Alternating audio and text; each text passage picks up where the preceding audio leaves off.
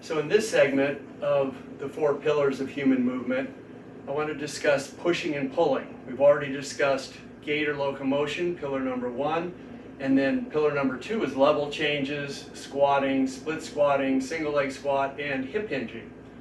And now we're going to talk about pushing and pulling. So in pushing patterns, there's fundamentally 3 ways we can push something. We can do an overhead press, up and down. Everybody's pretty familiar with that. We can do a horizontal pressing motion, like a push-up, a bench press, pushing horizontally from the chest out. And we can push down. That may be with a cable, or it may be a dipping motion, where we've got this position and we're pushing up with our body. Okay? So 3 patterns: up, horizontal, and down. If you're not able to do a push-up from the floor, that's okay. You're going to find the angle at which you can be successful. So let me show you the setup on any push-up, whether you're doing it from a high angle like this or all the way on the floor. The concepts are the same.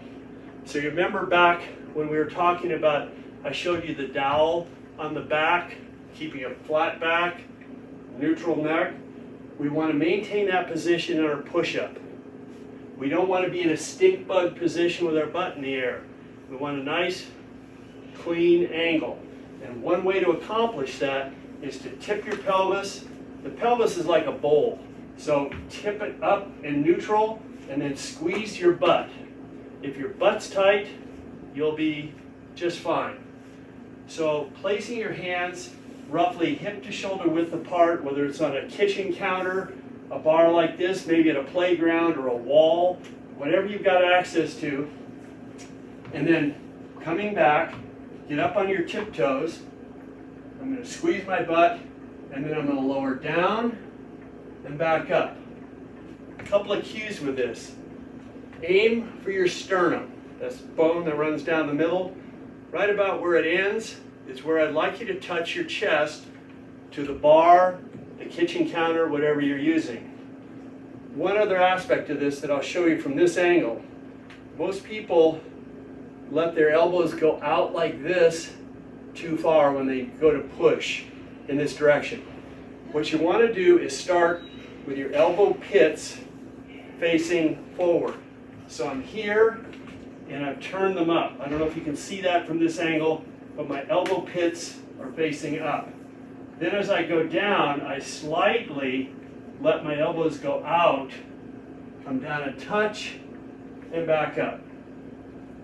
So I'll demonstrate this from the floor as a regular push-up. So I'm going to put my hands roughly just outside. If you put your thumbs in your armpits, those of you that can do a push-up, put your thumbs in your armpits and then put your hands straight down from there.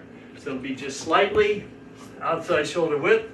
I squeeze that butt nice and tight. My neck stays neutral. I'm not dropping my head, and I'm not trying to look forward. I let my elbows come back out a little bit and push back up. Let the elbows rock out a little bit and back up. So try to avoid this kind of movement. That's not a good push-up. So that's the exercise I'd like you to start with, working on a pushing motion, horizontal press. Now I'm going to talk about pulling. And just like with pushing, there's 3 fundamental positions that we can use for pulling motions. So we can pull from high. This is the easiest pull-up I've ever done. So imagine me pulling my body weight up to that bar. But we can pull down from high to low. We can pull from away from us to our chest. And we can pull from a low position up. We use this one a lot, don't we? Picking up a laundry basket, whatever. So I'm going to focus on this horizontal pulling motion, and we're going to use our body weight again, just like we did with the push-up. We're going to find an angle that you can be successful at. Most of you are familiar with what we call cam straps that you buy at the hardware store. This is a low-tech but very effective way to set up your own little gym equipment at your house. And so what I've done is anchor this on the back side of the door. Always make sure that the door, you're pulling it closed, and maybe put a sign on the other side that nobody opens it up when you're in the middle of your exercise. So in this pulling motion, just like with the push-up I demonstrated before, where that time I was up on my toes, you're actually going to have your feet flat, but the body position is the same. When it tip that pelvis, tighten your butt, so we don't have any breaks or what we call leakage here in your low back. We want to present our body as one unit going up and down. So what I'm going to do is just put my hands inside these straps like this, and I'm going to find an angle that I can work at. So my feet are hip shoulder width, and I let my arms extend, and I pull myself up. Now notice I'm going from a palms down position to a neutral position. So palms down to neutral. Okay? So palms down, up. If I want to make it harder, I simply let my feet go further forward. So everyone can find an angle that they can work from.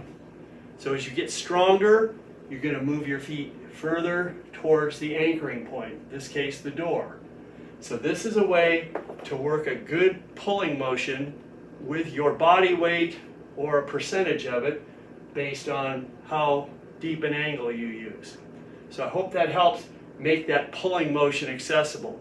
Most of you, as far as push-ups, can find a height that you can work from.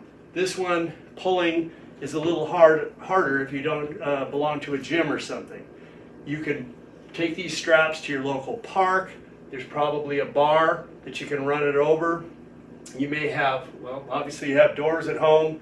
Wherever it is that you want to exercise, you can use something like this. If the straps are a little too much on your hands, you can put a towel in there or wear gloves. So you'll figure it out. That's an easy fix. So that's your pulling motion. So that completes our pushing, pulling portion of the 4 pillars.